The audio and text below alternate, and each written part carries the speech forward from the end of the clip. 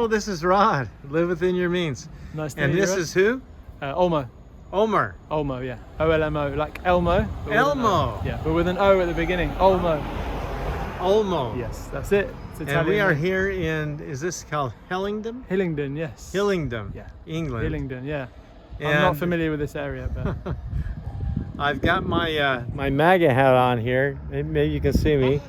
And anyway, Yeah. and my shirt, this is what my shirt says.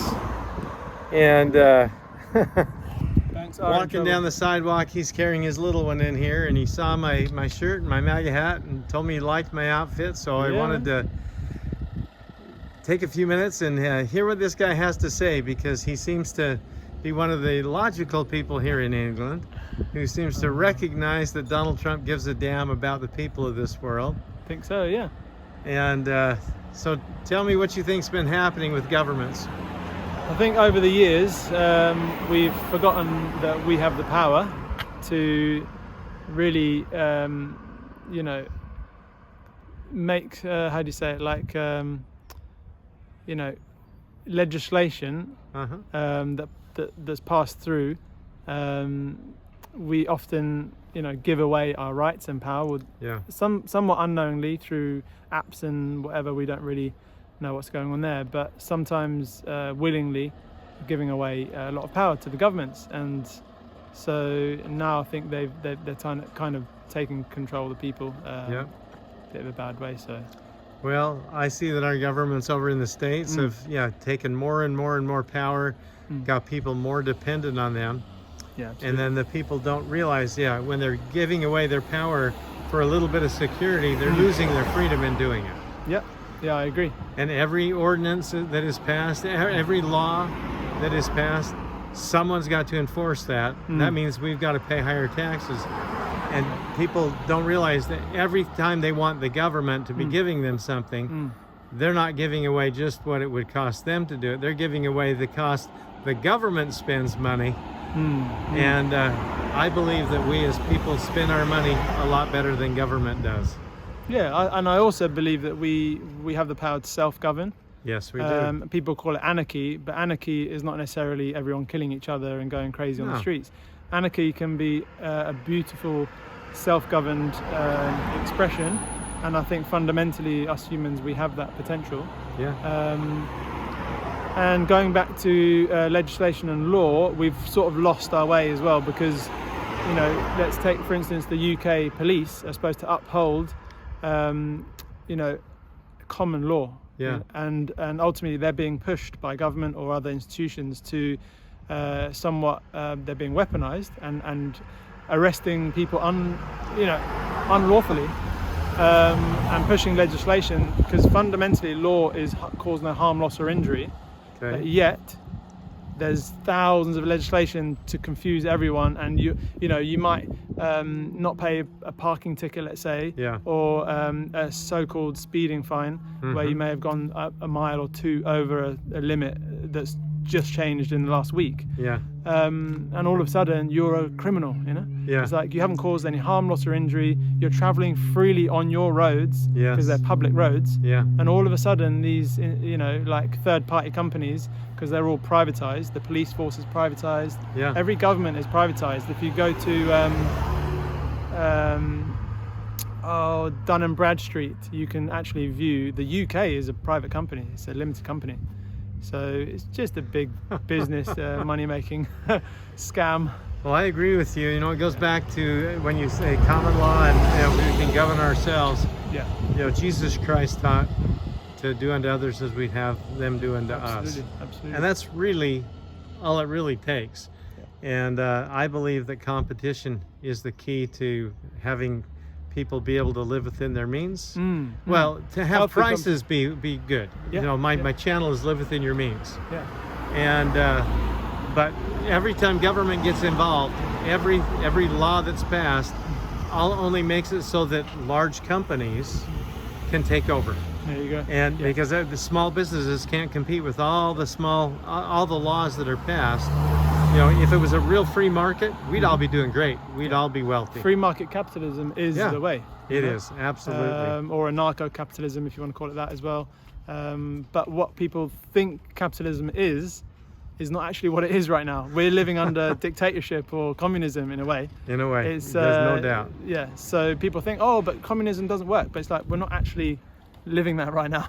Well, they want to say that capitalism doesn't work. Capitalism doesn't that's work what I meant. Sorry, yeah. When the government is too involved, that's not capitalism. Yeah, sorry, that's what I meant to say. Capitalism doesn't work. That's often what people say. Yeah. But what they don't realize is, that's not what we're actually living in at the moment. So. Have you got some Irish in you with that good-looking red beard? Scottish. Scottish, okay.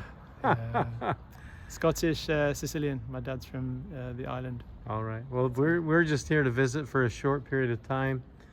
My wife's got relatives here. She was born here in England. Okay. So. No, lovely to meet you. And Rod is your name? Rod. Yeah. Live within your means and. Live within your means. Yeah. They shadow banned me a few years ago because I told some truths that powers that be did not want told. I interviewed a black man that was selling MAGA hats, supporting Trump. They didn't like that, and I talked about child trafficking, and I ended up removing that before getting everything removed because it's more real than people realize. And I totally believe that we've got to love and forgive everybody, but we've got to get people doing what's right too. Yeah, no, I appreciate the work you're doing. So, honestly, because I'm into ultimately truth, and truth is like a fundamental framework for if we want peace. Well, you can't have peace without truth. Yeah. You want harmony and love and to experience this beautiful world, but ultimately, if there's no truth behind that, we can't actually live in it. Well, and see, this is one of the things I really bring up to people because Christ said, "The truth shall make you free." Yeah. Not what leaders are telling us the truth is, because I've been finding that even churches, that a lot of us have put our trust in church leaders throughout our life, just like politicians, they're not always honest with us. Yeah. And when people believe leaders, instead of using some critical thinking and realizing when there's inconsistencies, I mean, churches that claim to be following Christ but don't follow his teachings, they want you to, a lot of them want you to follow the leaders more than Jesus Christ. Absolutely. I believe we need to compare what he taught. If we believe in Christ, compare his teachings to the teachings of the leaders now. And if they're inconsistent, maybe we really need to evaluate who we're following. So I agree with that 100%. Yeah. Yeah. Now you mentioned that you believe in putting money in precious metals too, in silver, real money. Instead of the fiat currencies governments are creating now, we're supposed to just believe that they have value and go along with all their tyranny. Yeah, well, we've seen throughout history that fiat currencies last roughly about 100 years or so, and we're sort of reaching, the next cut-off point for the next. Hey, the UK is in trouble just like America is. Yeah, we sold a lot of the gold reserves in the UK. Obviously, Nixon in '71 took the dollar off the gold standard. I am so impressed. We have got an educated man here who doesn't just rely on universities to teach. Oh yes, I would like to mention that I was home educated. I actually didn't go to mainstream school for a long time, and funny enough, I feel like the educational system, especially in the UK as well, is to create workers as opposed to free thinkers and open-minded. Well, let me share with you. There's a guy named Connor Boyack, and he's a guy from the same valley. He lives in the same valley that I do. I haven't met him, but he believes in truth and freedom. And I listen to this guy. He calls them musings on Sunday afternoon, and he's saying a lot of the same things about our church, which is I've been a member of the Church of Jesus Christ of Latter-day Saints most of my life, well, all of my life, I guess, for that matter. But when we see inconsistencies, regardless of which church it is, I think we should tell the truth. And this guy's been doing it, Connor Boyack, and he did what I've wanted to do, writing books about truth and freedom. And a lot of homeschoolers use his books now. I think he's sold over 6 million copies of his books. They're called the Tuttle Twins. Okay. And that's something you may as well introduce to people here in the UK. Yeah.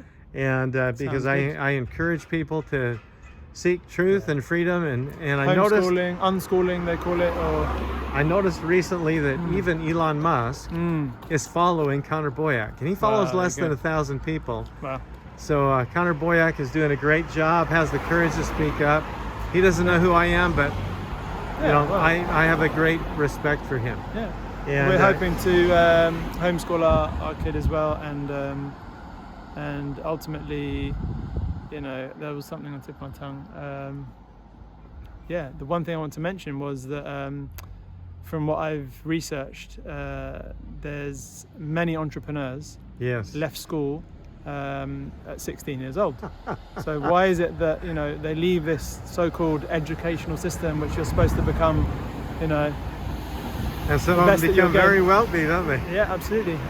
You've got the Virgin, what's his name, guy who set up Virgin Atlanta here in the UK. Richard Branson. Oh, okay. He never went to higher education. He's a multi-billionaire, and a long list of others, including the Apple CEO, Steve Jobs. Steve Jobs. Yeah.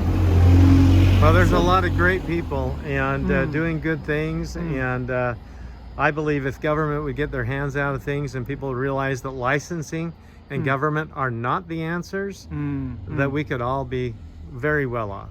Everyone out there. There's plenty for everyone in this world. Gold and silver, if you can. Just silver's like £30 an ounce in the UK. Hey, how much is it here? 30 for 1 ounce coin. You mean about $30 an ounce? 30 UK, GBP.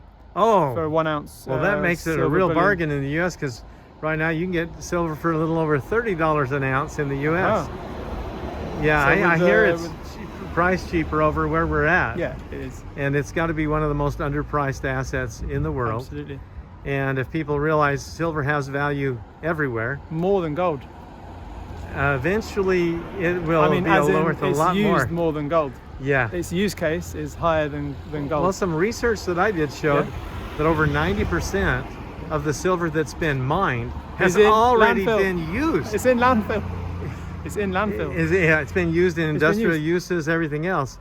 So that silver, when people realize how much it's really worth, I would imagine, I will not be surprised to see silver at over $200 an ounce in the next year or two. Yeah. Now, I can't say that's going to happen for sure in the next year or two, but it's going to happen. It's definitely going to happen. Absolutely. And those that have it in their hands, I mean, if people were smart, they'd spend the extra money they have, put it in silver. Yeah. Not silver futures. No. Physical silver. Yeah. No doubt about it. And it's ultimately it's a hedge against inflation. It is. Because even though we might hear the base rate or whatever inflation may be at 3%. Yeah. Realistically, you're losing 15-20% on your money in the bank. Oh boy. Every year. Plus, it's not yours when it's in the bank. You've deposited it into a company that has the right to.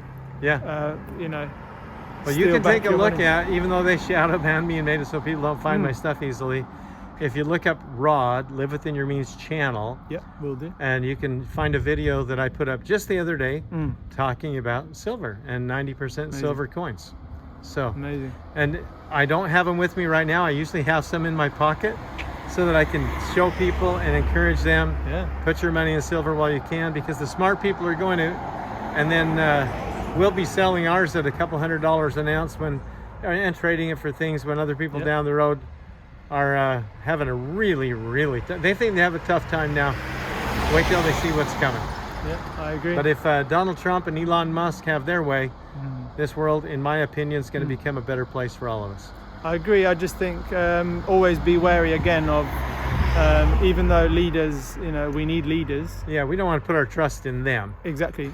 Not in men. Put our trust in God, our faith in Jesus Christ, if you believe in Jesus Christ. Yeah, the Christ consciousness, the love, and the go within your heart as well. Yeah. To find to out me, it's truth. the gospel Jesus Christ taught. I don't claim to know that he's the Son of God.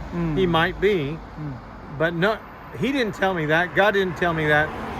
All these churches told me that, but they've told me a lot of things that aren't true. So, like I said, I don't want to put my faith in men from all the things that I've seen. So, and it's say it again. Not Omar. Olmo. Olmo. Yeah. Olmo. Never heard that name before.